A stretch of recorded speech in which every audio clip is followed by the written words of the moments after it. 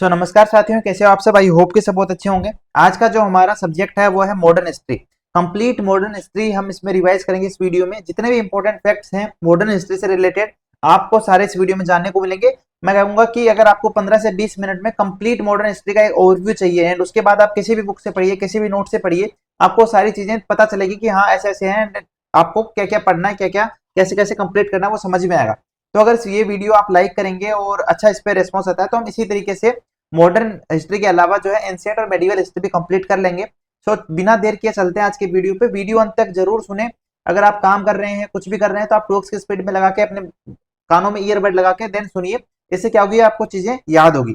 तो चलते हैं आज के हमारे कंप्लीट मॉडर्न हिस्ट्री रिवीजन पे या कंप्लीट मॉडर्न हिस्ट्री ओवरव्यू पे, जिसको पढ़ने के बाद आप जो है किसी भी बुक से, किसी भी नोट से या इसी नोट्स को जो पीडीएफ है मैं अपने टेलीग्राम चैनल एसएससी ऑलराउंडर पे डाल दूंगा, वहां पे आप जाके इसको 2-4 बार पढ़ लेना। आपके ऑलमोस्ट 99% क्वेश्चंस जो है वो कवर हो जाएंगे मॉडर्न हिस्ट्री के।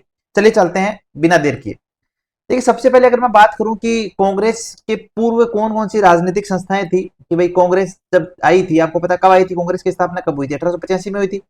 1885 में किसने की थी, ये कोई आप में से बता सकेगा तो आप बताइएगा कमेंट सेक्शन में। तो 1885 में जब कांग्रेस की स्थापना हुई, उससे पहले कौन कौन सी राजनीतिक संस्थाएं थी? तो ये कई सारी सोसाइटीज बनी थी, कई सारे जो संस्थान बने थे, ऑर्गेनाइजेशन बने थे, अलग अलग लोगों ने उनकी स्थापना की थी। तो उनके बारे में हम बात कर लेते हैं। और ये क्वेश्चन जो है वो एसएससी में आता ही आता है कि कौन सी सोसाइटी की स्थापना किसने की। तो देखिए, सबसे पहले लैंड होल्डर सोसाइटी, इसकी स्थापना जो है 1838 में तो द्वारकानाथ टैगोर ने की। लैंड होल्डर सोसाइटी, ठीक है। दूसरी बंगाल ब्रिटिश इंडिया सोसाइटी, 1843 में जॉर्ज थॉमसन ने इसकी स्थापना की। British Indian association, Indian British Indian association, BIA, इसकी स्थापना जो 1851 में किसने किया? राधाकांत देव ने। और इनका मुखपत्र आता था हिंदू पेट्रियाट। हिंदू पेट्रियाट, ये मुखपत्र जो है वो जो पत्रिकाएं वगैरह होती थी उनको उस टाइम बोला करते थे। तो British Indian Association 1851 Radhakant Dev, Bengal British India society 1843 George Thomson, land holder society 1838 Dwarkanath Tagore. उसके बाद बात करें तो इंडियन लीग की, इंडियन लीग की स्थापना जो है हुई थी 1875 में। इसको आप ना याद रखें, ठीक है, चलेगा, बट ये बताओ कि 1875 में इंडियन लीग की स्थापना हुई किसने की? शिशिर कुमार घोष ने।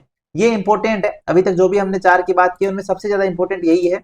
आपको बता दूं, ये जरूर आप याद रखिएगा कि ये जो है कि इंडियन लीग की स्थापना किसने की, क्वेश्चन आता रहता है। तो आपको पता हो कि इंडियन लीग की स्थापना जो है शिशिर कुमार घोष ने की थी। और कब की थी? 1875 में, ठीक है। उसके बाद बात करें इंडियन एसोसिएशन। देखो, ये इंडियन लीग थी, ये क्या है? इंडियन एसोसिएशन है। तो इंडियन एसोसिएशन की स्थापना जो है 1876 में की, सुरेंद्रनाथ बनर्जी ने की और आनंद मोहन बोस ने की। अब आप इन दोनों में ऐसा डिफ्रेंशिएट कर सकते हो कि जो इंडियन लीग, लीग तो क्या है, दो ही लेटर आ रहे हैं इसमें। एसोसिएशन में बहुत सारे लेटर आ रहे हैं। तो एसोसिएशन में बहुत सारे लेटर आ रहे हैं, इसकी मतलब दो जनों ने स्थापना की थी। अब दो कौन से थे? एक तो बनर्जी थे और क्या थे? एक बोस थे। एक बनर्जी थे और एक बोस थे, सुरेंद्रनाथ बनर्जी एंड आनंद मोहन बोस। सुरेंद्रनाथ बनर्जी और आनंद मोहन बोस। अब आप इसको ऐसे भी याद कर सकते हैं कि एसोसिएशन मतलब एसोसिएट किया था। किसने एसोसिएट किया था? सुरेंद्र ने आनंद को एसोसिएट किया था।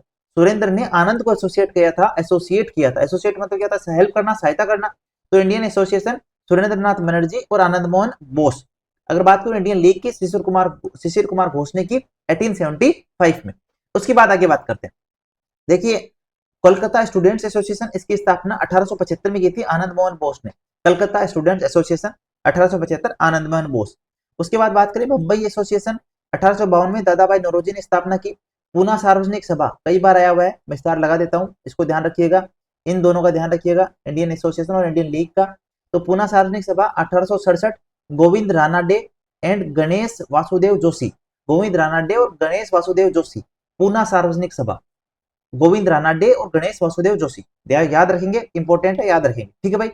मुंबई प्रेसिडेंसी एसोसिएशन, ये आप छोड़ सकते हैं। फिरोज शाह मेहता, बदरुद्दीन तैयबजी और तेलंग, इन्होंने की थी मुंबई प्रेसिडेंसी एसोसिएशन की स्थापना। मद्रास नेटिव एसोसिएशन आप देख सकते हैं, इन्होंने स्थापना की। मद्रास महाजन सभा 1884 में एम वीर राघवाचारी, जी सुब्रमण्यम अय्यर और पी आनंद चल्लई, इन्होंने मद्रास महाजन सभा की क्या की? स्थापना की। इन दोनों को आप छोड़ सकते हैं, बट ये ध्यान रखिएगा, पूना सार्वजनिक सभा, Mumbai association, Indian league, Indian association और लैंड होल्डर सोसाइटी, ये आप जरूर ध्यान रखिएगा, ठीक है। आगे चलते हैं।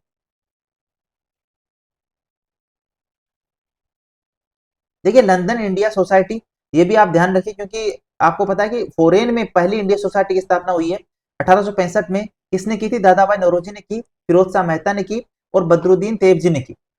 तो ये स्थापना जो है लंदन इंडिया सोसाइटी की किसने की है? दादाभाई नौरोजी, फिरोज शाह मेहता और बदरुद्दीन तैयबजी ने की है। ईस्ट इंडिया एसोसिएशन की स्थापना 1866 में दादाभाई नौरोजी ने की है। ईस्ट इंडिया एसोसिएशन इंपोर्टेंट है। एक सेकंड आप होल्ड रखिए, आप इन चीजों को रिवाइज करिए, मैं आता हूँ।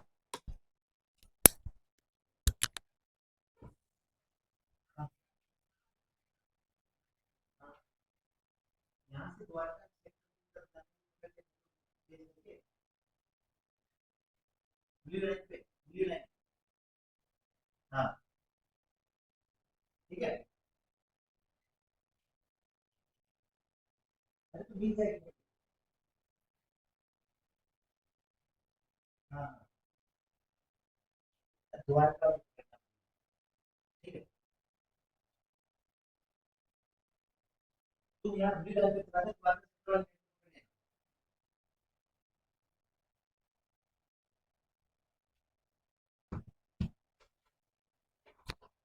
जी, तो आपने अभी जो मैं देखे गया था टास्क याद किए चीजें। आगे बात करते हैं। ये ध्यान रखना, लंदन इंडिया सोसाइटी की स्थापना जो है 1865 में हुई। दादाभाई नौरोजी ने की, फिरोज शाह मेहता ने की और बदरुद्दीन तैयबजी ने की। दादाभाई नौरोजी बहुत इंपॉर्टेंट आप कहेंगे अगर उस टाइम के नाम थे, जो जाने माने नाम थे, और इन्होंने इकोनॉमिक्स में भी बहुत बड़ा योगदान दिया है, आपको पता हो तो आप बताएंगे कि इकोनॉमिक्स में इन्होंने एक बुक लिखी थी, वो आप अगर नाम पता है तो जरूर आप कमेंट सेक्शन में बताएं। ईस्ट इंडिया एसोसिएशन की हम बात कर रहे थे कि 1866 में स्थापना हुई है, दादाभाई नौरोजी ने की है। इससे पहले मैंने अभी बात की थी, आपको कुछ बताया था, ये दो, इंडियन एसोसिएशन और इंडियन लीग, पता है ना, 1875 में हुई थी, शिशिर कुमार बोस ने की थी इंडियन लीग की। और इंडियन एसोसिएशन की स्थापना 1876 में हुई थी, सुरेंद्रनाथ बनर्जी और आनंद मोहन बोस ने की थी। यहाँ पे मैं कह रहा हूँ कि ईस्ट इंडिया एसोसिएशन की स्थापना दादाभाई नौरोजी ने की। अब आगे चलते हैं। देखिए, कांग्रेस से रिलेटेड कुछ फैक्ट्स याद कर लेते हैं जो कि एग्जाम में बार बार आते हैं। तो कांग्रेस की स्थापना 28 दिसंबर 1885 को हुई थी, एओ ह्यूम द्वारा। जो मैं अभी आपको ऊपर पूछ रहा था वही चीज, एओ ह्यूम ने 28 दिसंबर 1885 में कांग्रेस की स्थापना की। और उसके बाद अगर बात करें कि प्रारंभिक नाम क्या था, तो भारतीय राज्य संघ इस तरह से करके इनका नाम था, भारत कांग्रेस, ठीक है। अब वायसराय, उस टाइम वायसराय कौन था जब कांग्रेस की स्थापना हुई? तो लॉर्ड डफरिन वायसराय था। ध्यान रखिएगा इस चीज का कि कांग्रेस की स्थापना के समय वायसराय कौन था। और उसके बाद बात करें प्रथम अध्यक्ष कौन थे कांग्रेस के, तो व्योमेश चंद्र बनर्जी थे। सचिव कौन थे? एओ ह्यूम। पर ध्यान रखना, स्थापना जो की थी वो तो की थी एओ ह्यूम ने, और जो प्रथम अध्यक्ष रहे हैं वो व्योमेश चंद्र बनर्जी रहे हैं। तो दोनों अलग अलग क्वेश्चन है, अलग अलग तरीके से इनको समझना, ठीक है मेरे भाई। आगे बात करते हैं। सेफ्टी वोल्व सिद्धांत, सेफ्टी वोल्व सिद्धांत दिया है लाला लाजपत राय ने, और इन्होंने जो है यंग इंडिया में प्रकाशित किया था सिद्धांत। और उन्होंने कहा था कि सेफ्टी वोल्व की तरह जो है कांग्रेस का क्या हो रहा है, कांग्रेस की उत्पत्ति को लेकर, खैर उन्होंने बताया था कि भाई कांग्रेस क्यों डेवलप हुई, क्या वजह रही, तो उसको लेकर सेफ्टी वोल्व सिद्धांत है। आप इतना ध्यान रखिए कि लाला लाजपत राय ने यंग इंडिया में प्रकाशित किया था और इसके बारे में बताया था। उन्होंने क्या कहा? उन्होंने कहा कि कांग्रेस जो डफरिन, लॉर्ड डफरिन जो उस टाइम वायसराय थे, उनके दिमाग की उपज है, कि लॉर्ड डफरिन ने उन्हें सोचा और उन्होंने ये सब कहा है कि भाई बना लो ऐसा संघ। तो ये उन्होंने कहा था लाला लाजपत राय ने, सेफ्टी वोल्व सिद्धांत। तड़ित चालक सिद्धांत, ये किसने कहा? तड़ित चालक सिद्धांत जो है, ये ध्यान रखना, ये था कि राजनीतिक चेतना का परिणाम था। उस टाइम ये भी सिद्धांत काफी फेमस हो रहे थे। दो सिद्धांत थे, सेफ्टी वालों सिद्धांत उत्पत्ति का वजह बताई जा रही थी, और दूसरी ओर कह रहे थे तड़ित चालक सिद्धांत। तो ये आप उतना इंपॉर्टेंट नहीं है, बस आप इतना ध्यान रखें कि सेफ्टी वालों सिद्धांत लाला लाजपत राय ने यंग इंडिया में प्रकाशित करके दिया था, ठीक है मेरे भाई। आगे चले, तो कह रहे व्योमेश चंद्र बनर्जी की अगर बात करें, तो कह रहे ह्यूम कांग्रेस की सामाजिक संगठन, किंतु डफरिन के कहने, देखो बात क्या है, ये कहने की एओ ह्यूम ने तो क्या की थी, स्थापना की थी, और व्योमेश चंद्र बनर्जी क्या बन गए थे, इसके पहले अध्यक्ष बन गए। और ये बता रहे हैं कि डफरिन के कहने पे राजनीतिक रूप दिया गया वगैरह वगैरह, ये इंपॉर्टेंट नहीं है, आप बस जो इंपॉर्टेंट चीजें बता रहा हूँ उनका ध्यान रखिएगा, ठीक है। डफरिन ने क्या कहा कि कांग्रेस जो है उस जनता का प्रतिनिधित्व करती है, किस जनता का? देखिए यहाँ पे कुछ लिखा नहीं है मैंने, ठीक है।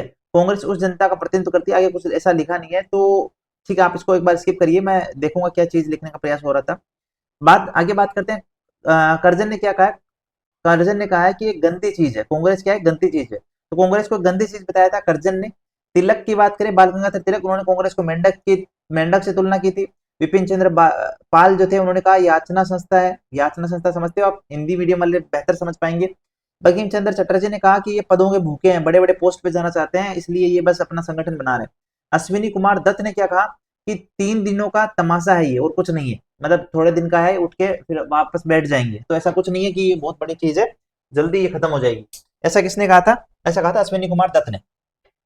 और डफरिन का जो है वो कांग्रेस उस जनता का प्रतिनिधित्व करती है, शायद मेरे हिसाब से यहाँ पे यही होगा कि जो सामाजिक रूप से कमजोर है उस जनता का प्रतिनिधित्व करती है। आगे बात करें कि देखो कांग्रेस जो है, कांग्रेस दो भाग पार्ट में डिवाइड हुई थी, आपको पता होना चाहिए। एक तो था हमारे पास उदारवादी संगठन और एक था उग्रवादी, उदारवादी उदारवादी संगठन और दूसरा था उग्रवादी। जब बंगाल विभाजन हुआ था तो उसी टाइम कांग्रेस में भी विभाजन हुए थे, ठीक है।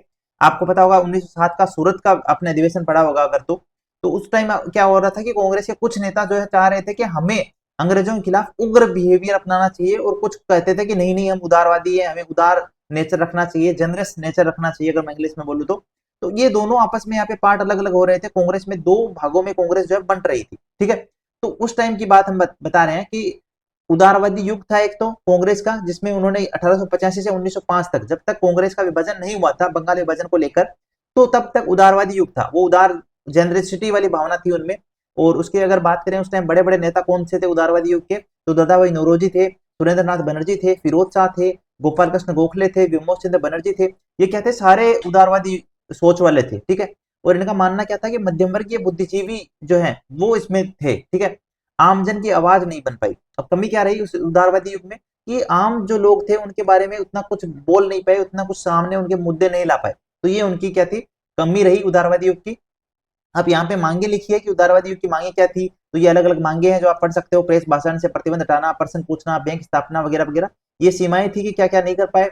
योगदान थे कि उन्होंने क्या क्या किया, तो राजनीतिक जागरूकता, ये चेतना, 1892 में भारत का जो अधिवेशन हुआ था, राष्ट्रीय आंदोलन को सामाजिक आधार, तो ये सब जो है आप एक बार देख लीजिएगा, उतना इंपॉर्टेंट नहीं है। इंपॉर्टेंट ये है कि 1885 से 1905 तक जो उदारवादी युग रहा उसके प्रमुख नेता कौन थे, दादा भाई नौरोजी थे, सुरेंद्र नाथ बनर्जी थे, फिरोज शाह थे, गोपाल कृष्ण गोखले थे और डब्ल्यू सी बनर्जी थे। उसके बाद हमारे पास आया था उग्रवादी युग, जिसमें कुछ जो पार्ट था कांग्रेस का वो उग्रवादी बन गया, ठीक है। और ये हमारा पार्ट रहा 1905 से 1919 तक। अगर बात करें कि अरविंद घोष ने उन्हें क्या कहा, तो new lamps for old, new lamps for old, मतलब जो ओल्ड लोग हैं उनके न्यू लैंप्स है। तो उस ये कहकर जो अरविंद घोष ने इसको जो है अभिभाषित किया। उसके बाद वही बात है कि उग्रवादी युग क्यों उत्पन्न हुआ, उदय के कारण क्या थे, तो अलग अलग चीजें आपको दिख रही होगी। ये अलग अलग 1905 का बंगाली विभाजन बड़ा रोल निभाया था इसने उग्रवादी युग आने के लिए, या जो कांग्रेस के दो पार्ट डिवाइड हुए थे उसमें बड़ा रोल जो था वो बंगाल के विभाजन का रहा। अलग अलग और भी रीजन है जो आपको यहाँ पे दिख रहे हैं, पढ़ लेना एक बार। ये डिमांड्स थी और ये सीमाएं थी। आगे चलें। देखिए उसके बाद बात करें कि बंगाल विभाजन जो था उसको क्या कहा गया कि भारतीय राष्ट्रवाद का उत्प्रेरक है। यहाँ से बहुत सारी चीजें बदली थी जब बंगाल का विभाजन हुआ, तो ये इसको भारतीय राष्ट्रवाद का उत्प्रेरक कहा गया। 1905 में बंगाल विभाजन की घोषणा हुई थी, स्वदेशी आंदोलन की घोषणा हो गई इसी के जस्ट बाद, आप देख सकते हैं ये डेट।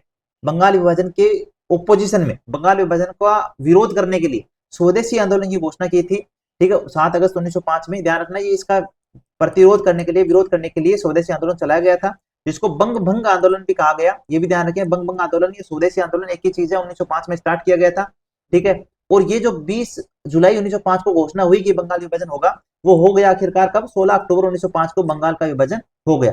और इस 16 अक्टूबर के दिन को शोक दिवस के रूप में या राखी बंधन दिवस के रूप में वहां पे मतलब बोला गया कि यही शोक दिवस है, ये क्या दुख की घड़ी है कि बंगाल का क्या हो रहा है, विभाजन हो रहा है।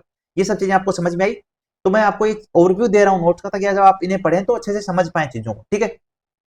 अब देखो कह रहा है कि ये बड़े प्रांत का प्रशासनिक सुविधा है तो विभाजन, उन्होंने क्या कहा कि ये बड़े प्रांत था तो इसका हमने प्रशासनिक सुविधा है तो क्या कर दिया, विभाजन कर दिया। अब अलग अलग ये रीजन भी रहे थे, धार्मिक आधार रहे थे, राष्ट्रवाद का केंद्र था बंगाल, भाषाई आधार पर एकता नष्ट हो रही थी, ये सब कई रीजन है जो आप ना देखें तो भी चलेगा। बंगाल विभाजन जो है उसमें अगर बात करेंगे उस टाइम राजधानी कलकत्ता थी, और पूर्वी बंगाल और पश्चिम बंगाल दो भागों में बंगाल को बांट दिया गया। पश्चिम बंगाल की राजधानी आपको दिख रही है क्या थी, कलकत्ता थी, और पूर्वी बंगाल की राजधानी क्या थी, ढाका थी। यहाँ पे जो पूर्वी बंगाल में ज्यादातर मुस्लिम कम्युनिटी थी और पश्चिमी बंगाल में क्या थी, हिंदू कम्युनिटी थी। अब आपको बताओ कि जो बंगाल विभाजन जो आपको दिख रहा है 16 अक्टूबर 1905 को हुआ, इसी बंगाल विभाजन को रद्द कर दिया गया कब, 12 दिसंबर 1911 को रद्द कर दिया गया। अब इस टाइम क्या हुआ था, महारानी जो आई थी और कैसे कैसे विभाजन रद्द हुआ था, इसके बारे में आपको डीप जो एनसीईआरटी की बुक्स में पढ़ने को मिलता है, आपने पढ़ा होगा, ये होप स्कूल टाइम में। अभी हम फास्ट फास्ट रिवीजन कर रहे हैं तो उन चीजों पर लिमिट रखते हैं, ठीक है। अनुशीलन समिति बहुत ज्यादा इंपॉर्टेंट, बार बार एसएससी में आइए, मैं कह सकता हूँ कि मल्टीपल टाइम पीवाईक्यू, एसएससी का फेवरेट पीवाईक्यू है। तो वारिंद्र कुमार घोष और भूपेंद्र नाथ दत्त, अनुशीलन, अनुशीलन वारी, आपको देखो, आप अगर थोड़ा सा इसको ट्रिक बना के याद रखना चाहते हैं तो ऐसे याद रख सकते हैं, कुछ भी बना के अपने तरफ से, ठीक है। वारी मतलब वारी को मान लो कि भाई वारी मतलब अब सीलन, अनुशीलन मतलब अनुशीलन आ गई है, कहाँ पे, घर में सीलन आ गई है, वारी मैं मान लेता हूँ भाई, वारी जो है वो पानी से रिलेटेड मान लेता हूँ। तो मैं कह रहा हूँ वारिंद्र, जो भगवान इंद्र ने, भगवान इंद्र ने क्या की है, वर्षा की है। वारिंद्र, इंद्र आ रहा है ना इसमें, भगवान इंद्र ने जो वर्षा की है। और भूपेंद्र, देखो इसको हम ऐसे याद रख सकते हैं कि भूपेंद्र अनुशीलन, भूपेंद्र अंदर सीलन आ चुकी है क्योंकि भगवान इंद्र ने क्या किया, वर्षा कर दी। तो भूपेंद्र इंद्र ने वर्षा की, उस वजह से सीलन आ चुकी है। इस तरीके से याद रखोगे तो आपको याद हो जाएगी। मैंने ऐसे कोई ट्रिक रट के नहीं बैठा हूं, मैं बना लेता हूं चीजों को, तो आप भी ऐसा कोशिश करें कि कुछ न्यूमोनिक्स बना ले। तो यहाँ से जैसे भूपेंद्र इंद्र ने वर्षा की, इस वजह से सीलन आ चुकी है। तो भूपेंद्र नाथ दत्त और वारेंद्र कुमार घोष ने जो है अनुशीलन समिति की स्थापना की। और यह भी ध्यान रखना, एक प्रमुख समाचार पत्र था युगांतर, और ये युगांतर समाचार पत्र भूपेंद्र नाथ दत्त ने ही चलाया था। कांग्रेस के कलकत्ता अधिवेशन की बात करें, 1906 में कलकत्ता अधिवेशन हुआ, दादा भाई नौरोजी ने इसको अध्यक्षता की थी। इंपोर्टेंट है, मोस्ट इंपोर्टेंट है, याद रखिएगा। और यहाँ पे स्वदेशी बहिष्कार, राष्ट्र शिक्षा, स्वराज्य, ये कुछ मुद्दे थे वहां पे, 4 प्रस्ताव पारित हुए थे, ठीक है। कांग्रेस के सूरत अधिवेशन की बात करें, 1907 में कांग्रेस का सूरत अधिवेशन हुआ, जिसमें कांग्रेस का विभाजन हो गया 2 पार्ट में, जैसा कि मैंने अभी पहले बताया था आपको कि एक तो उग्रवादी हो गए, एक उदारवादी हो गए। उदारवादी में प्रमुख नेता थे रास बिहारी घोष, ठीक है। और उग्रवादी में कौन थे, बंगाल विभाजन के, बंगाल विभाजन को लेकर बाल गंगाधर जो है वो अध्यक्ष बने थे उग्रवादी दल के। तो बंगाल विभाजन को लेकर उग्रवादी, मतलब आप मोटा मोटा ये ध्यान रखें कि उग्रवादी में प्रमुख जो नेता थे वो बाल गंगाधर तिलक थे, और उदारवादी में जो थे वो रास बिहारी घोष थे।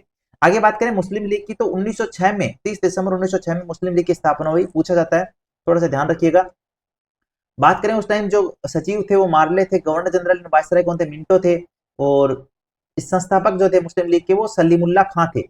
सलीमुल्लाह खां और आगा खां, सलीमुल्लाह खां और आगा खां, सलीमुल्लाह खां और आगा खां, सलीमुल्लाह खां और आगा खां, सलीमुल्लाह खां और आगा खां, ये क्या थे, मुस्लिम लीग के संस्थापक थे। ढाका सम्मेलन में फर्स्ट अध्यक्ष वकार उल मुल्क मुश्ताक हुसैन को बनाया गया था।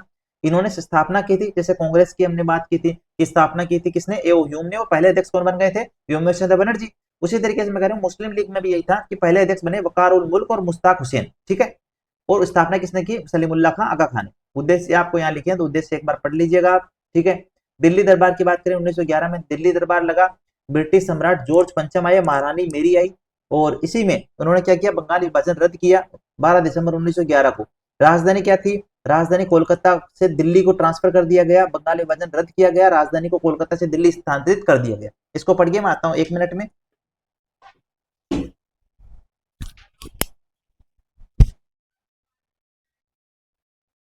हाँ यार, ये तो देखा नहीं है। तो आप बैठ जाइए अपने में,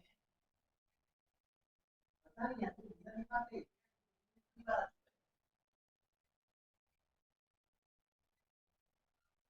बैठ गया क्या, वीडियो रिकॉर्ड कर बैठ गया ना,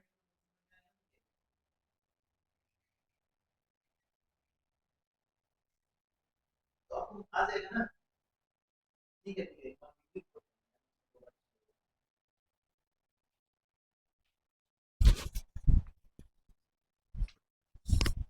जी, तो दिल्ली दरबार जो था 1911 में दिल्ली दरबार का आयोजन किया गया, जिसमें ब्रिटिश सम्राट आए थे, जॉर्ज पंचम आए, महारानी मेरी आई। और उन्होंने कुछ फैसले किए।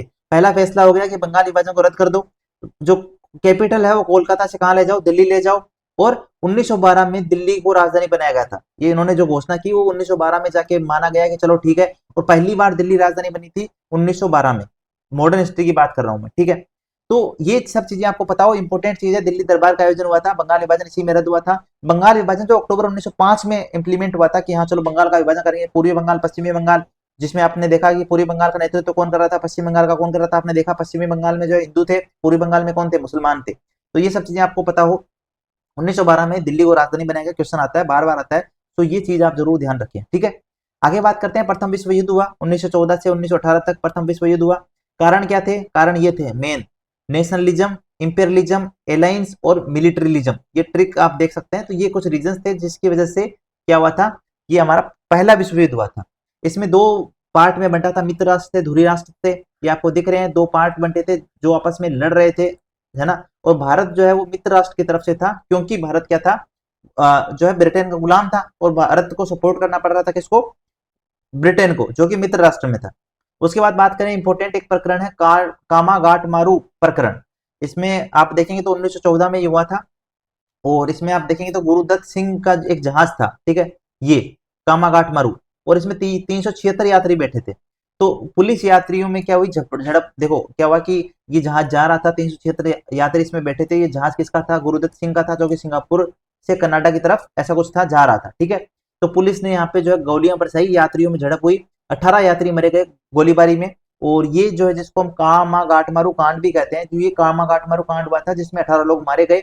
और कनाडा में बजबज बंदरगाह जो है, आपको वो देख लेना आप। बाकी मेन इंपॉर्टेंट चीज यही कि 1914 में कामागाटमारू कांड हुआ, जिसमें जो है वो पुलिस ने गोलियां बरसाई, 18 लोग मारे गए थे। और गुरुदत्त सिंह का ये जहाज था, इतना आपको बताओ। शोर कमेटी, ये नाम देख सकते हैं, शोर कमेटी बनी थी। तो शोर कमेटी इस पे जांच के लिए, कामागाटमारू कांड की जांच के लिए, तो उसमें ये सदस्य थे जो आपको पता हो। आगे चलें, उससे पहले ये भी देख लेना भाई, ये भी चीज लिखी है कि सब्सक्राइब कर लो इस चैनल को, ऑलराउंडर क्लासेस चैनल को भी। और जो हमारा एसएससी ऑलराउंडर चैनल है, जिसमें हम updated related videos, book reviews या स्ट्रेटेजी वीडियोज, ये जितने भी डेली टारगेट्स अपडेट्स होती है वो हम वहां लाते हैं। तो दोनों चैनल को सब्सक्राइब करके रखो, ताकि इसी तरह के और वीडियोज हम आपके लिए ला सकें। आगे बात करते हैं होम रूल लीग आंदोलन की। तो होम रूल लीग आंदोलन, इसकी अगर बात करूं तो ये 1916 आपको दिख रहा है ना, ये जरूर याद रख लेना इसके साथ साथ कि 1916 में होम रूल लीग आंदोलन चला था। और देखो सबसे पहले ये देख लो, आयरलैंड में रेडमांड द्वारा स्टार्ट किया गया था ये। और उसी की तर्ज पे भारत में कौन लेके आया? Annie Besant. आयरलैंड में रेडमांड द्वारा स्टार्ट किया गया और भारत में एनी बेसेंट लेके आई, जिसमें एनी बेसेंट ने जो है अडियार मद्रास में 1916 में एनी बेसेंट ने स्टार्ट किया था। और जॉर्ज अरुंडेल शायद वहां की अध्यक्ष बनी थी। और जहां ध्यान रखना, एक बुक थी Commonwealth of new India, Commonwealth of new India, ये यहाँ की तरस थी इसकी, ठीक है। उसके बाद बात करें कि पुणे में 1916 में जो होम रूल लीग आंदोलन की स्टार्ट हुई थी, वो किसने की थी? बाल गंगाधर तिलक ने। तो अडियार मद्रास में होम रूल लीग किसने चलाया? एनी बेसेंट ने। पुणे में किसने चलाया? बाल गंगाधर तिलक ने। 1916 आप याद रखो, इतना काफी है। इन दोनों में क्या याद रखना, समझे कि बाल गंगाधर तिलक ने पुणे में 1916 में, और एनी बेसेंट ने अडियार मद्रास में 1916 में होम रूल लीग आंदोलन चलाया, जो कि आयरलैंड में रेडमार्क द्वारा स्टार्ट किया था। उसी तरह पे यहाँ पे भारत में ये लेके आए थे। समझ गए मेरी बात को? एक बाल गंगाधर तिलक के 3 समाचार पत्र भी ध्यान रखना, मराठा केसरी 2, है ना, ध्यान रखना, ये इंपॉर्टेंट है। उसके बाद देखो कि 1917 में मांटेग्यू चेम्सफोर्ड घोषणा हुई, एनी बेसेंट संतुष्ट थी उससे। तो उसके बाद ये होम रूल लीग आंदोलन जो है वो खत्म कर दिया गया था इवेंचुअली, ठीक है। एक ये भी ध्यान रखना कि इंडिया अनरेस्ट, ये किसने लिखी थी पुस्तक? ध्यान रखना, बताना मुझे कमेंट सेक्शन में। वैसे यहाँ लिखा है, आपको दिख ही रहा होगा। आगे बात करें होम रूल लीग आंदोलन, समझे 1916 में अडियार मद्रास में एनी बेसेंट ने, और पुणे में बाल गंगाधर तिलक ने स्टार्ट किया, बस इतना ध्यान रखिए। लखनऊ अधिवेशन की बात करें, 1916 में लखनऊ अधिवेशन चला। अंबिका चरण मजूमदार जो अध्यक्ष थे लखनऊ अधिवेशन के। ये लखनऊ अधिवेशन क्या है? कांग्रेस जो है वो टाइम टाइम पे सारे सदस्य मिला करते थे एक जगह बैठ के, उसे अधिवेशन कहते हैं। तो कांग्रेस का जो लखनऊ अधिवेशन हुआ, जहां कांग्रेस के सारे सदस्य 1916 में मिले आपस में, ठीक है। तो अंबिका शरण मजूमदार ने वहां क्या की थी? अध्यक्षता की थी। और ये उदारवादी प्लस उग्रवादी दोनों यहाँ पे सारे दोनों आए थे। ये भी दोनों आए थे, उदारवादी भी आए थे, उग्रवादी भी आए थे, जो दोनों कांग्रेस के पार्ट बनते थे। और यहाँ पे कांग्रेस प्लस मुस्लिम लीग दोनों आई थी, ठीक है। लखनऊ समझौते में क्या हुआ कि एक तो कांग्रेस का वापस आपस में साठ गांठ हो गई कि चलो ठीक है, उदारवादी और उग्रवादी दोनों मिल गए आपस में। और कांग्रेस और मुस्लिम लीग भी आपस में क्या हो गई? एकजुट हो गई कि चलो ठीक है, हम साथ साथ मिलके काम करते हैं। अब कह रहा है कि लीग ने कांग्रेस के उत्तरदायी शासन की मांग को स्वीकारा। लीग ने, मुस्लिम लीग ने कांग्रेस के उत्तरदायी शासन की मांग को स्वीकार लिया, तो इसलिए इनके बीच में जो है वो साठ गांठ हो गई, ठीक है। कांग्रेस ने भी लीग को मान्यता दे दी कि भाई चलो ठीक है। पृथक निर्वाचक मंडल को स्वीकार कर लिया कि ठीक है, जब हम, अगर निर्वाचन होता है जब सदस्यता का, तो हम आपको पृथक निर्वाचन देंगे, ठीक है। और इस पृथक निर्वाचन मंडल मंडल का विरोध किसने किया था? मदन मोहन मालवीय ने। मदन मोहन मालवीय बहुत बड़े नाम थे उस टाइम इतिहास में। तो इन्होंने विरोध किया कि आप पृथक निर्वाचक मंडल मत दीजिए मुस्लिम लीग को, ठीक है। आगे देखिए, आगे यहाँ पे आपको दिख रहा है क्रांतिकारी राष्ट्रवादी। फर्स्ट चरण, सेकेंड चरण, ये अलग अलग चरण रहे थे, जिसमें आप कहते हैं कि बड़े बड़े विद्रोह हुए, बड़े बड़े लोग आए जिन्होंने अलग अलग संस्थाओं की स्थापना की। तो ये उसके बारे में। सबसे पहले 1897 से 1914 का चरण, और दूसरा था 1924 से 1931 का चरण, ठीक है। अब अगर बात करें कि सबसे पहले जैसे वासुदेव बलवंत फड़के, क्रांतिकारी राष्ट्रवाद का पिता इनको कहा जाता है। चित्तपावन ब्राह्मण, इन्होंने जो है वो, इनसे ही शायद रिलेटेड, या तो इनकी बुक होगी या शायद इनको ही कहा जाता होगा। चित्तपावन ब्राह्मण, आई थिंक वासुदेव बलवंत फड़के को इस नाम से जाना जाता था, ठीक है।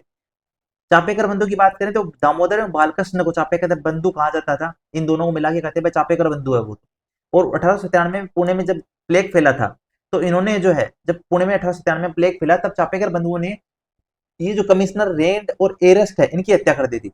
जब पुणे में प्लेग फैल रहा था तो ये चापेकर बंधुओं ने, क्योंकि ये जो है वो गवर्नमेंट जो इंग्लिश गवर्नमेंट थी उन्होंने कुछ एक्शन वैसा किया नहीं, तो ये नाराज थे इंग्लिश गवर्नमेंट से और दामोदर बालकृष्ण ने रेंड और एरेस्ट की एमहर्स्ट की हत्या की। क्वेश्चन आता है कि जो प्लेग कमिश्नर थे रेंड और एमहर्स्ट उनकी हत्या किसने की थी, तो चापेकर बंधुओं ने की थी। चापेकर बंधु कौन थे, दामोदर एवं बालकृष्ण। जब आप देखोगे एसएससी के आजकल क्वेश्चन आते हैं तो उसमें ऑप्शन दिए जाते हैं चापेकर बंधु कौन थे, तो दामोदर बालकृष्ण अलग अलग नाम दे देंगे, पता होना चाहिए दामोदर और बालकृष्ण को चापेकर बंधु कहते हैं। वीडी सावरकर की बात करें तो मित्र मेला संगठन की स्थापना की, ठीक है। और बात करें अभिनव भारत, बहुत ज्यादा इंपॉर्टेंट, अभिनव भारत किसने चलाया था, अभिनव भारत संस्थान जो 1904 में अभिनव भारत संस्थान जो है वीडी सावरकर, इंपॉर्टेंट है, जरूर ध्यान रखिएगा। और इन्होंने क्या की थी, मजिस्ट्रेट जो थे जैक्सन उनकी हत्या की थी। वीडी सावरकर ने मजिस्ट्रेट जैक्सन की क्या की थी, हत्या की थी 1909 में, ये ध्यान रखिएगा।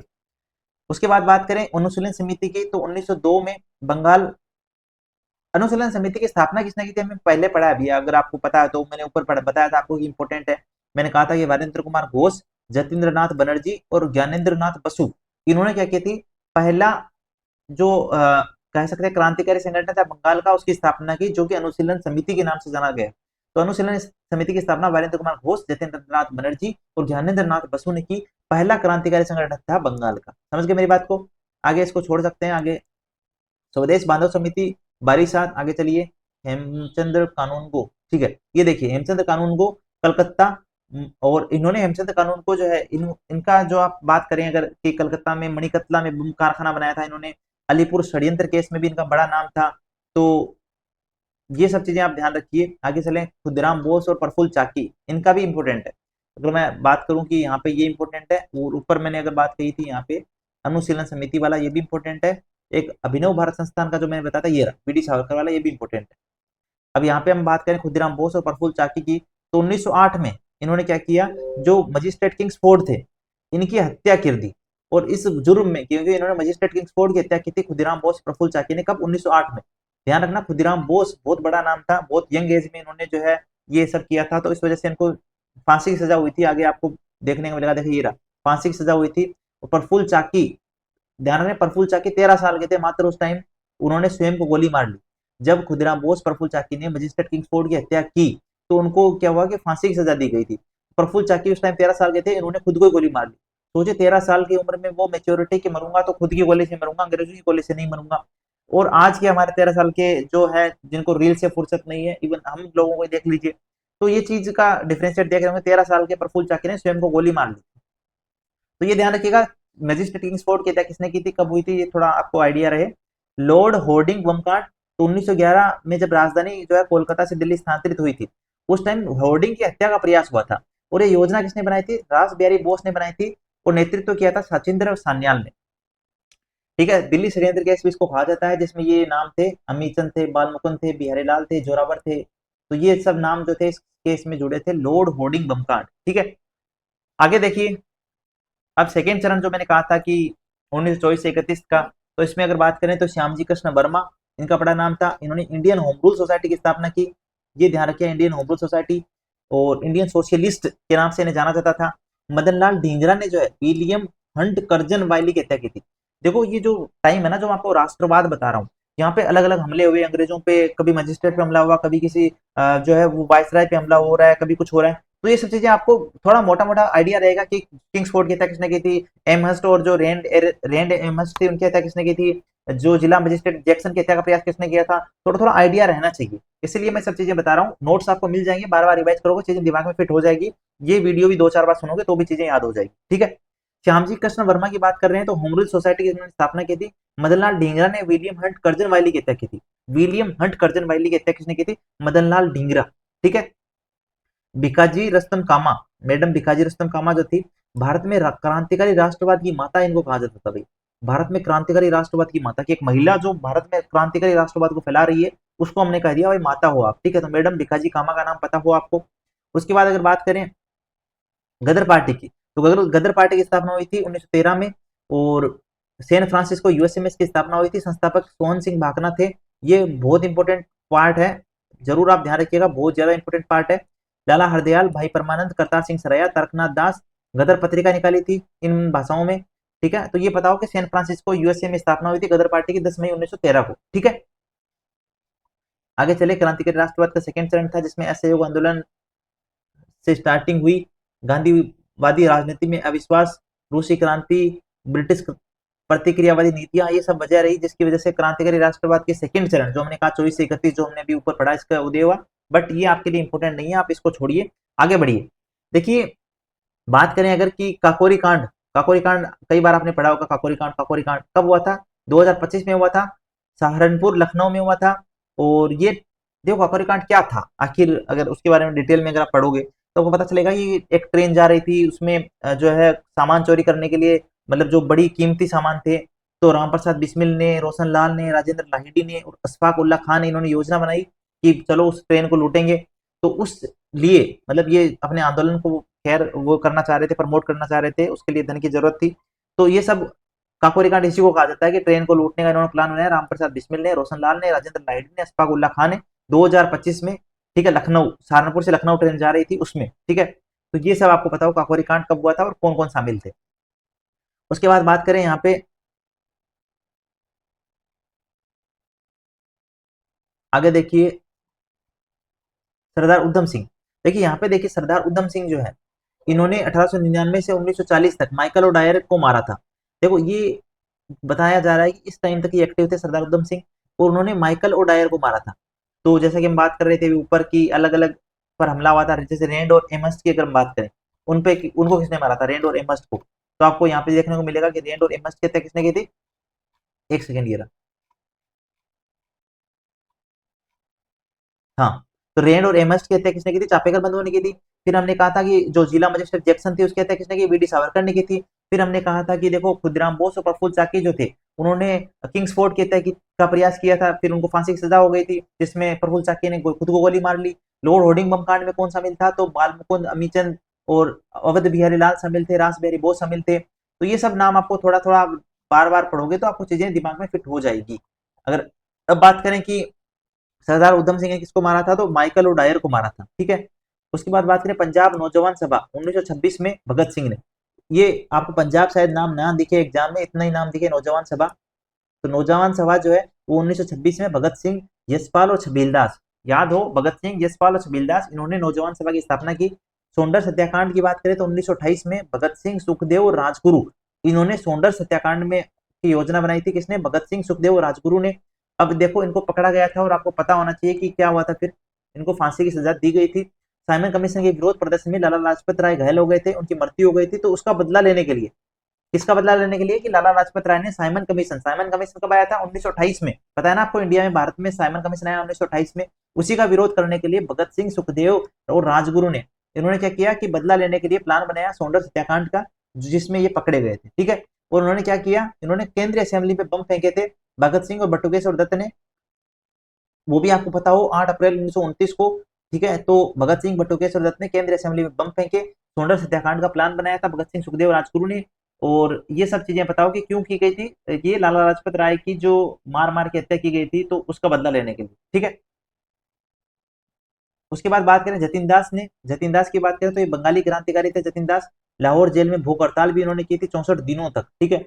और इनकी फिर मृत्यु हुई थी 1929 में। ये हम जो इंपोर्टेंट जो क्रांतिकारी रहे थे उनके बारे में बात कर रहे हैं, तो थोड़ा बहुत आपको पता होना चाहिए कि कौन क्या कैसे कहता है क्या था। जैसे उधम सिंह का पूछ ले क्या किया उन्होंने, तो माइकल ओडायर को मारा था। आपको पूछ ले कि भगत सिंह बटुकेश्वर दत्त ने क्या किया था, पता हो केंद्रीय असेंबली बम फेंका था। आपको पता हो जतिन दास लाहौर जेल में भूख हड़ताल में रहते 64 दिन। इस तरीके से आपको याद रखना है। सूर्य सेन की बात करें तो मास्टर दा के नाम से इनको जाना जाता था, ठीक है। और इन्होंने इंडियन रिपब्लिकन आर्मी की स्थापना की थी, इंडियन रिपब्लिकन आर्मी 1931 में। चटगांव शास्त्रागार में लूट में शामिल थे। और सहायक प्रतिलता वाडेकर, कल्पना दत्त, अंबिका चक्रवर्ती, अनंत सिंह, लोकीनाथ, ये इनके सहायक थे। आगे बात करें सुनीता चौधरी, जिनको शांति घोष के नाम से हम जानते हैं, जिला मजिस्ट्रेट, स्टीवन को गोली मारी थी इन्होंने। बीना दास की बात करें तो ये देखो ये आप छोड़ सकते हो, ये भी मेरे हिसाब से छोड़ सकते हो, कभी एसएससी में आया नहीं है और इम्पोर्टेंट भी नहीं है, तो ये सब है। इसके बाद थोड़ी इंपॉर्टेंट चीजों की बात करें, गांधी युग सबसे ज्यादा इंपॉर्टेंट, आपको पता है गांधी युग है, बहुत सारी चीजें इससे आते हैं, फास्ट फास्ट इसका रिवीजन कर लेते हैं। 1919 से 1947 तक आपको पता है कि गांधी जी वैसे कब आए थे, उनका पहला आंदोलन आप देखेंगे तो 1916 से स्टार्ट होता है, ठीक है। तब से लेके 1947 तक वो एक्टिव थे। तो नेताजी गांधी जो है वो, इसको मैं हटा देता हूँ, ठीक है। अब दिख रहा है आपको, ये नोट्स वैसे आपको क्लियर मिल जाएगा, आप उसको आराम से रिवीजन कर सकते हैं बैठ के, आपको मैं प्रोवाइड करा दूंगा पीडीएफ। एक सेकंड दीजिएगा मुझे। हाँ, तो देखिए अगर बात करें कि गांधी जी जो थे उनके चार पुत्र थे, एक हरिलाल था, मणिलाल था, रामदास था और देवदास था, ठीक है। और उसके बाद बात करें, ये अब्दुल्ला एंड सन्स का केस लड़ने के लिए दक्षिण अफ्रीका भी गए थे, और 1893 से 1915 तक दक्षिण अफ्रीका में ही थे ये पे, ठीक है। उसके बाद आप थोड़ा इनका ये देख लें कि प्रिटोरिया यात्रा के दौरान उनको क्या किया गया था, जोहान्सबर्ग में ट्रेन से उतार दिया गया था रंगभेद के कारण। तो आपको पता है अफ्रीका में उनको एक ट्रेन से उतार दिया गया था, आपने सबने सुना हुआ है सब चीजें। तो ये सब चीजें हैं।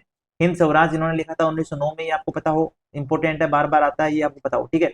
उसके बाद बात करें, इंडियन ओपिनियन नामक समाचार पत्र इन्होंने छपवाया था। दो आश्रम, टोल्स्टॉय, फिनिक्स फॉर्म, ये सब छोड़िए, चलिए हम इंपोर्टेंट चीज की बात करते हैं। हाँ, यहाँ से आता है इंपोर्टेंट चीज कि 1915 में गांधी जी भारत लौटे।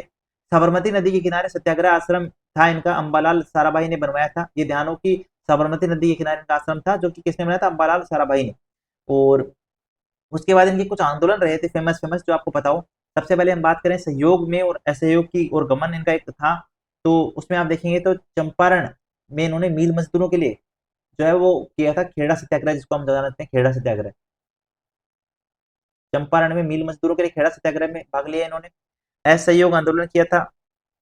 इससे पहले आप देखेंगे एक चीज और थी इनकी, अहमदाबाद वाली, वो यहाँ पे लिखी नहीं है क्या, आई थिंक यहाँ पे लिखा नहीं है, बट क्या पता आगे मिले हमको। तो अभी हम ये बात लेके चलते हैं कि इन्होंने जो है चंपारण सत्याग्रह किया था, जिसको खेड़ा सत्याग्रह भी कहते हैं।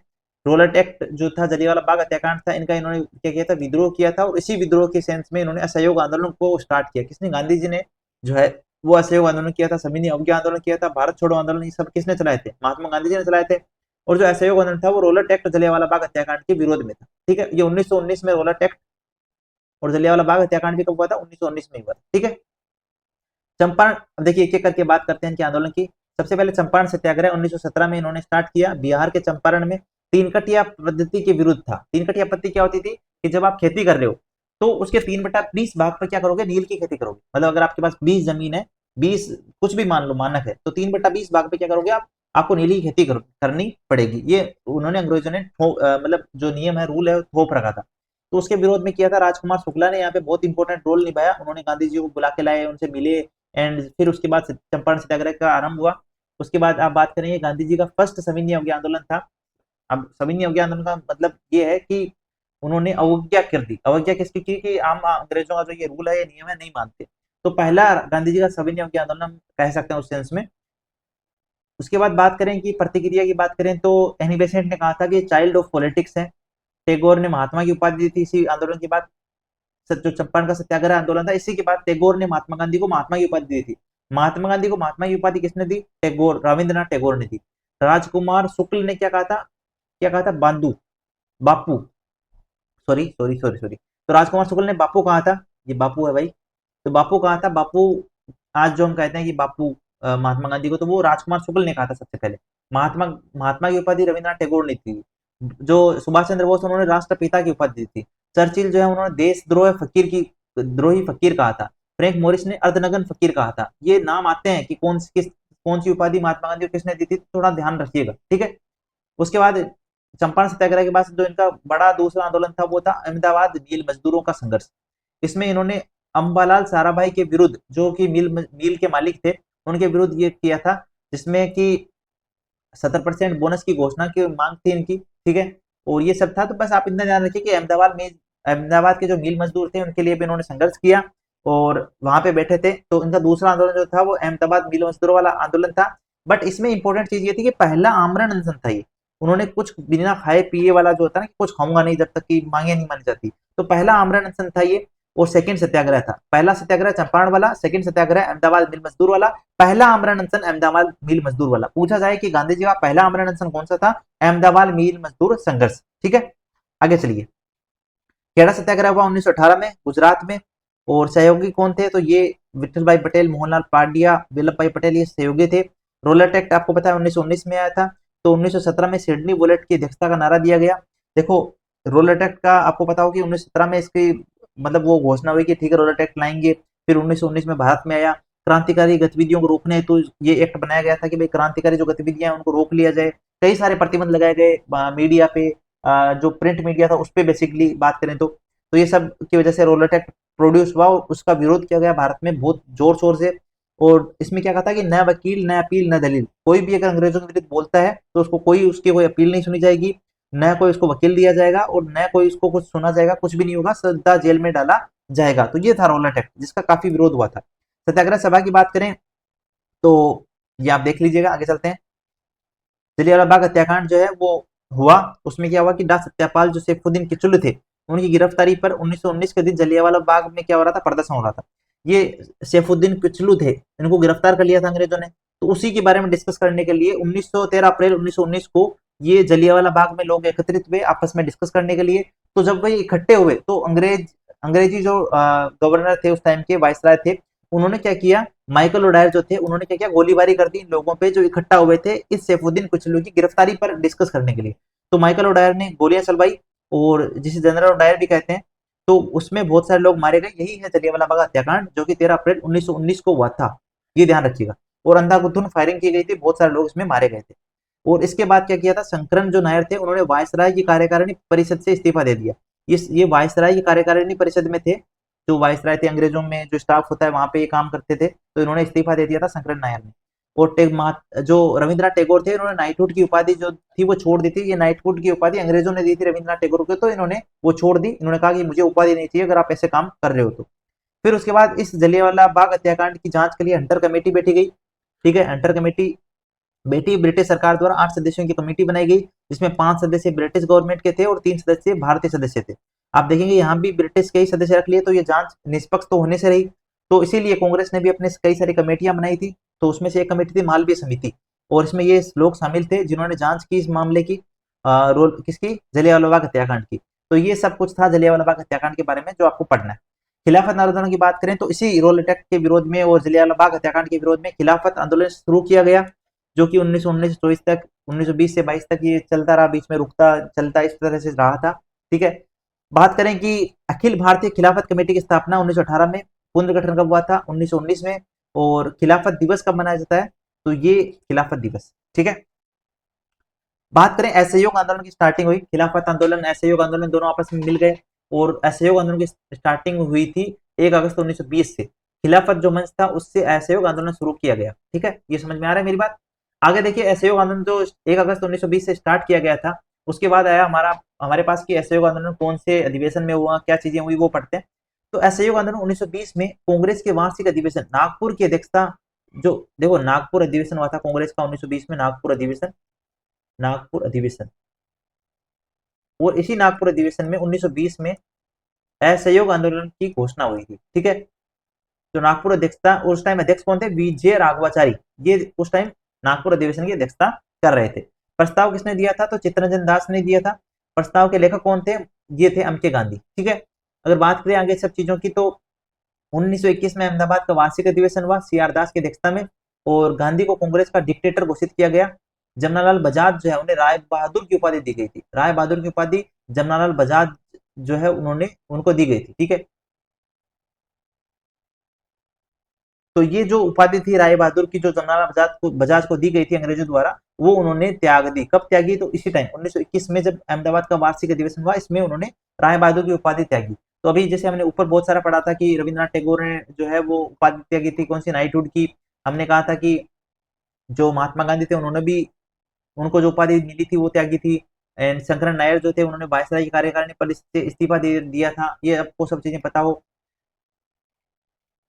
आगे इसके बाद आते हैं मेन चीज पे। चौरी चौरा कांड हुआ 1922 में, 5 फरवरी 1922। 12 फरवरी 1922 को क्या हुआ था, बारदोली में आंदोलन समाप्त कर दिया गया। 5 फरवरी 1922 को चौरी चौरा कांड हुआ और 12 फरवरी 1922 को क्या कर दिया गया, असहयोग आंदोलन समाप्त कर दिया गया, खत्म कर दिया गया, क्योंकि चीजें हिंसक वॉयलेंस बढ़ रही थी। ठीक है, 22 जवानों की मृत्यु हुई थी। इसमें क्या हुआ था कि पुलिस थाना था जिसपे जो क्रांतिकारी थे उन्होंने हमला कर दिया, पूरे थाने को जला दिया था।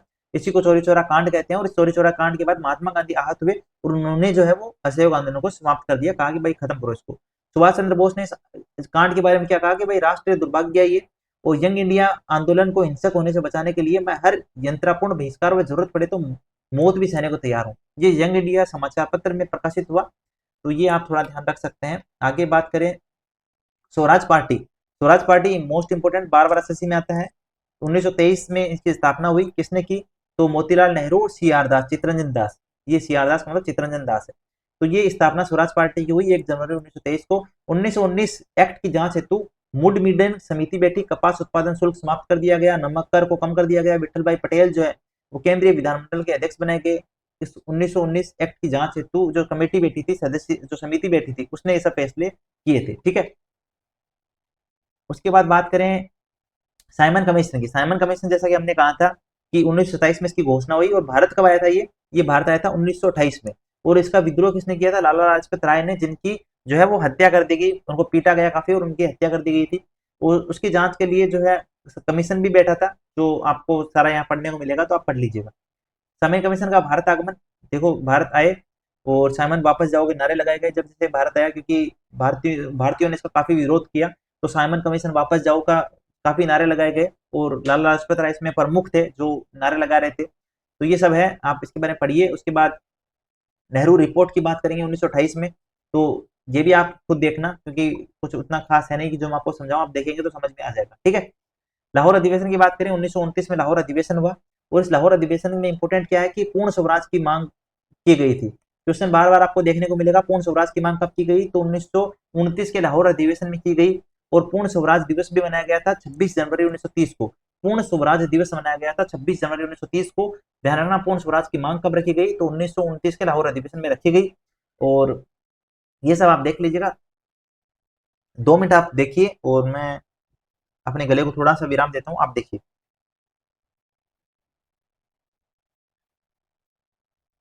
अब देखिए थोड़ा सा और फास्ट चल के चीजों को कंप्लीट करते हैं। सविनय अवज्ञा आंदोलन चला 1930 से 34 तक। और 11 सूत्री मांगे जो रखी थी लॉर्ड इरविन के लिए कि भाई आप 11 सूत्री मांगे रख लो, अदरवाइज हमारा आंदोलन चलेगा।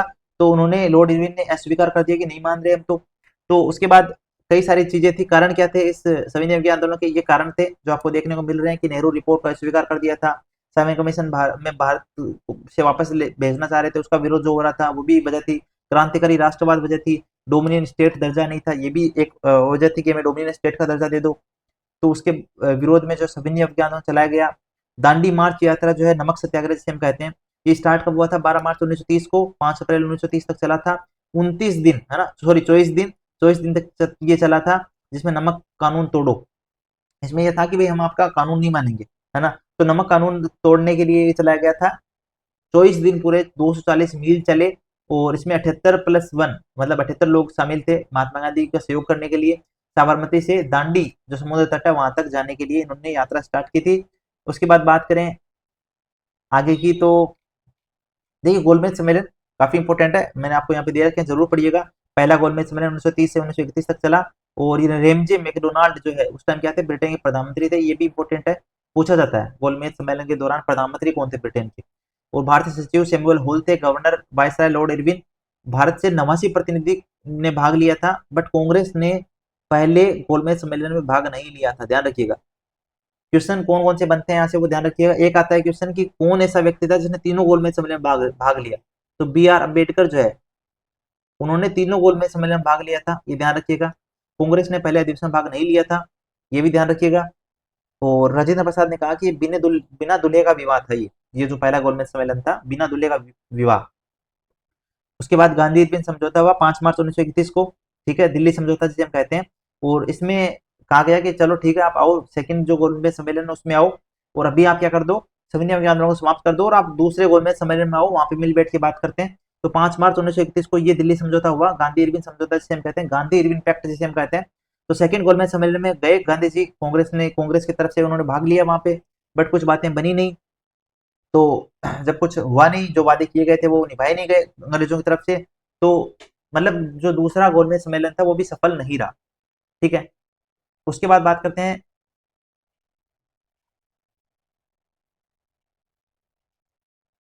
ठीक है, दूसरा गोलमेज सम्मेलन के बारे में, दूसरे गोलमेज सम्मेलन के बारे में मैंने आपको बता दिया कि 7 सितंबर से 1 दिसंबर 1931 तक चला था, जिसमें महात्मा गांधी ने हिस्सा लिया था। बट बात बनी नहीं, क्योंकि जो है अंग्रेजों ने जो कहा था कि हम आपका ये कर देंगे, गांधी इरविन पैक्ट में जो बातें हुई थी उनको माना नहीं था उन्होंने। फिर उसके बाद बात करें आगे, द्वितीय सविनय अवज्ञा आंदोलन। अब देखो सबसे पहले क्या हुआ था कि पहला गोलमेज सम्मेलन चला 1931 में, उसमें कई सारी चीजें हुई कि ठीक है, विरोध किया गांधी जी ने।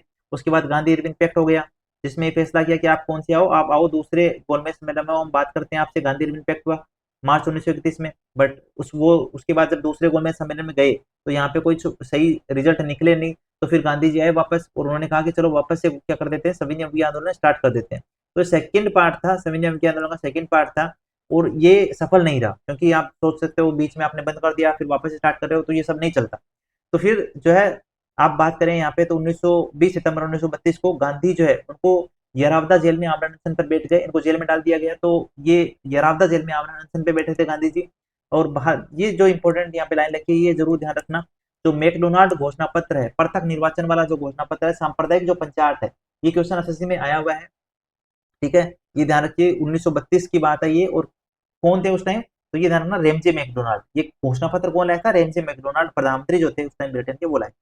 पूना पैक्ट की बात आपको दिख रही है, 1932 अम्बेडकर और गांधी जी के बीच में पूना पैक्ट हुआ, जिसमें दलितों के लिए जो अम्बेडकर की मांग थी, कि भीमराव अम्बेडकर जी की जो मांग थी कि आप दलितों के लिए पृथक निर्वाचन की उन्होंने मांग करी थी। तो गांधी जी ने कहा कि देखो, पृथक निर्वाचन तो मत लो, क्योंकि ये सही नहीं है, देश इससे विभाजित हो जाएगा, बट आप क्या कर लो, कुछ सीटें आरक्षित कर लो। तो 18% सीटें आरक्षित करने पे लेकर इन दोनों के बीच में, महात्मा गांधी और भीमराव अम्बेडकर के बीच में समझौता हुआ, जिसे हम पूना पैक्ट के नाम से जानते हैं, सितंबर 1932 में हुआ था। तीसरा गोलमेज सम्मेलन भी हुआ था, तो कांग्रेस ने इसका बहिष्कार कर दिया, क्योंकि दूसरे गोलमेज सम्मेलन में कांग्रेस को कुछ तवज्जो दी गई नहीं गई, बातें मानी नहीं गई, तो उन्होंने कहा तीसरा गोलमेज सम्मेलन हम बहिष्कार करते हैं। तो ये सब हुआ। उसके बाद भारत शासन अधिनियम 1935 आया। ठीक है, साइमन कमीशन की रिपोर्ट से आप कह सकते हैं प्रयास हुए उसको, मतलब साइमन कमीशन की जो रिपोर्ट आई थी उसके बेस पे ये सब बनाया गया कि क्या कैसे चलना है। और प्रांतों में द्वैत शासन समाप्त हो गया, कई सारी चीजें हुई। और केंद्र में द्वैत शासन प्रारंभ हो गया, जिसमें अलग अलग सब्जेक्ट विभाजित कर दिए, भाई ये कौन देखेगा, शिक्षा कौन देखेगा, परिवहन कौन देखेगा, जो हम कहते हैं कि स्टेट और सेंटर, दो पार्ट में डिवाइड कर दिया गया। संघीय न्यायालयों की स्थापना हुई। यह और जवाहरलाल नेहरू ने क्या कहा कि ये दासता का अधिकार पत्र है, कौन सा, भारत शासन अधिनियम 1935। ये दासता का अधिकार पत्र कहा किसने, जवाहरलाल नेहरू ने। और यही भारत शासन अधिनियम जो है वो भारतीय संविधान, इंडियन कॉन्स्टिट्यूशन की आत्मा है। आज जो इंडियन कॉन्स्टिट्यूशन बना है उसका बहुत सारा हिस्सा इसी से लिया गया है, जो भारत शासन अधिनियम 1935 आया था उसी से। उसके बाद अगस्त प्रस्ताव की बात करें, तो ये कुछ इंपॉर्टेंट चीजें हैं जो आपको पता हो, जिसमें बता देता हूँ। अगस्त प्रस्ताव जो है लॉर्ड लिनलिथगो ने दिया था 8 अगस्त 1940 को। ठीक है, और उसके बाद बात करें व्यक्तिगत सत्याग्रह, जो विनोबा भावे ने स्टार्ट किया था व्यक्तिगत सत्याग्रह। पहले सत्याग्रही कौन थे, पहले व्यक्तिगत सत्याग्रही कौन थे, विनोबा भावे। और दूसरे कौन थे, जवाहरलाल नेहरू। व्यक्तिगत सत्याग्रह आंदोलन जब स्टार्ट किया गया तो पहले सत्याग्रही विनोबा भावे, दूसरे जवाहरलाल नेहरू, तीसरे ब्रह्मदत्त। कब स्टार्ट हुआ, 1940 में। क्रिप्स प्रस्ताव की बात करें, 1942 में, 1942 में क्रिप्स प्रस्ताव आया। कप्पा की बात करें तो ये जो तीन लोग थे, कौन कौन से तीन लोग हैं, यहाँ पे नाम लिखे होंगे, ये रहे। एक तो स्टेफर्ड क्रिप्स थे, एक पैथिक लॉरेंस थे, और एक अलेक्जेंडर थे। स्टेफर्ड क्रिप्स, पैथिक लॉरेंस और Alexander. Stafford Cripps, Pethick Lawrence और अलेक्जेंडर, ये तीन लोग जो है क्रिप्स मिशन लेकर आए। और इस क्रिप्स मिशन को जो है वो अस्वीकार कर दिया कांग्रेस ने कि हम नहीं मानते इसको। और चर्चिल ने क्या कहा था, मुस्लिम लीग को विधानसभा की वधु कहा था। ये भी थोड़ा आप देख लेना। बाकी इतना जान को, क्रिप्स प्रस्ताव 1942 में आया, जिसमें कपा लेके आए। कपा मतलब क्रिप्स, पैथिक लॉरेंस, अलेक्जेंडर, और इन्होंने जो है वो लेके आए, बट इसको कांग्रेस ने अस्वीकार कर दिया। उसके बाद भारत छोड़ो आंदोलन की स्टार्ट हुई। महात्मा गांधी ने घोषणा कर दी कि अंग्रेजों को भगाना है, तो भारत छोड़ो आंदोलन स्टार्ट हुआ। उसके बारे में आप थोड़ा यहाँ पे देख सकते हैं कि 1942 में स्टार्ट हुआ था। और थोड़ा आप यहाँ से पढ़िएगा, आपको जरूर समझ में आएगी चीजें। फिर वेवेल योजना की बात करें तो इतना ध्यान रखना कि 14 जून 1945 और गवर्नर जनरल लॉर्ड वेवेल का प्रस्ताव था, वेवेल योजना, जो आपको थोड़ा बहुत पता हो। शाही सेना विद्रोह हुआ था 1946 में। तो ये आता है क्वेश्चन की सेना विद्रोह जो हुआ था, शाही सेना विद्रोह, जिसे हम रॉयल नेवी कहते हैं, उसका विद्रोह हुआ था, कब हुआ था, 1946 में। थोड़ा ये आप देख लेना, ठीक है। उसके बाद कैबिनेट मिशन आया। तो कैबिनेट मिशन जो है,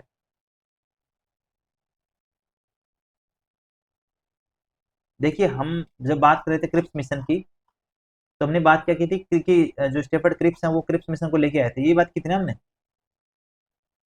अच्छा,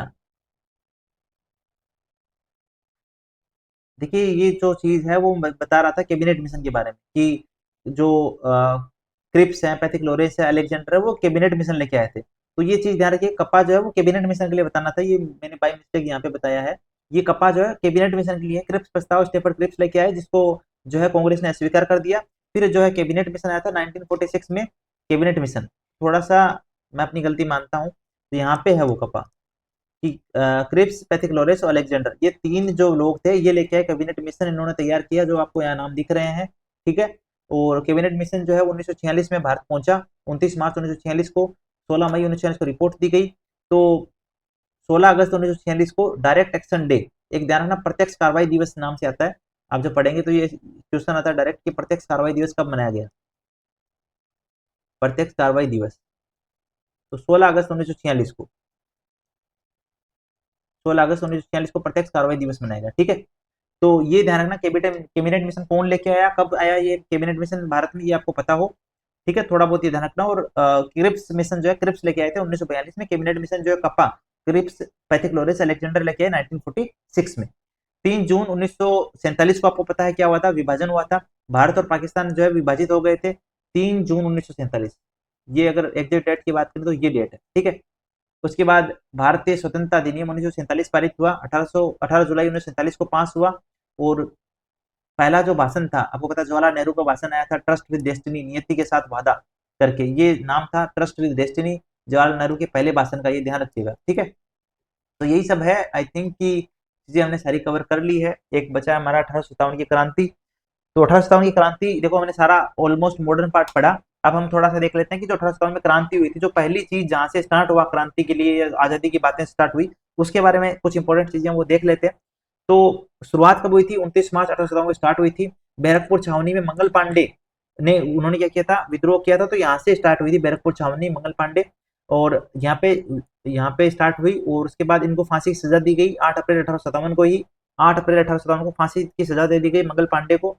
तो हम मान के चलते हैं कि जो पहली क्रांति की शुरुआत थी पहली, वो एक्चुअल रूप में जब ग्राउंड लेवल पे आप देखोगे तो 10 मई 1857 को, और कहा, मेरठ, ये, ठीक है। कई कारण रहे थे, आपको पता है कि क्रांति कई कारण थे, सबसे बड़ा कारण तो चर्बी वाले कारतूस ही थे, कि हम हिंदू थे और हमें चर्बी वाले कारतूस मुंह से खोलने पड़ रहे हैं, गाय की चर्बी जिसमें लगी है, तो ये बड़ा कारण था। और कई कारण रहे थे, प्रशासनिक थे, सैनिक कारण थे, आर्थिक कारण थे, जो आप यहाँ पे देख सकते हैं, तो ये देख लीजिएगा। अलग अलग क्षेत्रों पे अलग अलग लोगों ने नेतृत्व किया क्रांति का, जो आपको यहाँ दिख रहा है, जिसमें आप यहाँ देखिए, विंसेंट आयर ने बरेली में किया, और निकलसन हेडसन ने दिल्ली में किया। नेता कौन थे, बहादुर शाह बख्तियार खां। दमन करता, देखो इन्होंने दमन किया है, और ये क्या है, नेता है, इंपोर्टेंट नेता ये है जिन्होंने स्टार्ट किया। और ये वो है अंग्रेजों के लोग जिन्होंने क्या किया था, इन क्रांतियों को दमन किया था, मतलब यहाँ पे इस क्रांति को समाप्त किया था। और ये 1857 की क्रांति विफल क्यों रही, तो ये सब थे कि एकता का अभाव था, पहली बात तो राष्ट्रीयता का अभाव था, और क्रांति का, एक तो क्रांति के बारे में ज्यादा प्रचार प्रसार नहीं हो पाया, दूसरी चीज सभी वर्ग शामिल नहीं हो पाए, तो कई सारे रीजन रहे जिसकी वजह से जो 1857 की क्रांति है वो क्या रही, विफल रही, ठीक है। उसके बाद परिणाम क्या रहे इस क्रांति के, कई सारे परिणाम थे कि पहली एक पुकार आई, लोगों को दिमाग में आया कि अच्छा हम आजाद भी हो सकते हैं, आजादी के विचार आए, कई सारी लोग जो है वो बाहर निकले कि हाँ चलो हम एक हैं और हमें क्रांति को आगे बढ़ाना है, देश को आजाद कराना है। तो ये इसके कुछ फायदे हुए थे, परिणाम आप यहाँ पे देख सकते हैं वन बाय वन करके। तो ये सब था जो आपको यहाँ सारा लिखा मिलेगा, तो आप पढ़ लीजिए। इंपॉर्टेंट चीजें मैंने सारे डिस्कस कर ली है, ये हमारी पूरी मॉडर्न हिस्ट्री है। अब आप इस पीडीएफ को पढ़ोगे तो आपको सारी चीजें समझ में आएगी, और कंप्लीट मॉडर्न हिस्ट्री आपने देखा कि सारी चीजें हमने कवर की है। तो इस मेहनत के लिए, क्योंकि नोट्स बने देन, तो आप चैनल को सब्सक्राइब जरूर करें, और इस वीडियो को 2-3 बार सुन लें, कोई दिक्कत हो तो कमेंट सेक्शन में बताइए। और जो हमने क्वेश्चन पूछा था, ये क्वेश्चन आपसे पूछ रहे हैं, अनुशीलन समिति की स्थापना किसने की थी, चलो ये आप कमेंट्स में बताना, अनुशीलन समिति की स्थापना कब हुई, किसने की, और इंडियन एसोसिएशन और इंडियन लीग, ये दोनों कब और कैसे बने, इनके बारे में आप बताएंगे। चैनल को सब्सक्राइब जरूर करके रखें, और घंटा बजा दें, ताकि इसी तरह के वीडियोस आपको मिलते रहें। ये कंप्लीट मॉडर्न हिस्ट्री थी, इसी तरह के वीडियोस आपको एंशिएंट मेडिवियल के भी मिल सकते हैं, अगर आप इस वीडियो को शेयर करते हैं, लाइक करते हैं, तो जाके जरूर करिए। सो मिलते हैं नेक्स्ट के साथ, बाय बाय।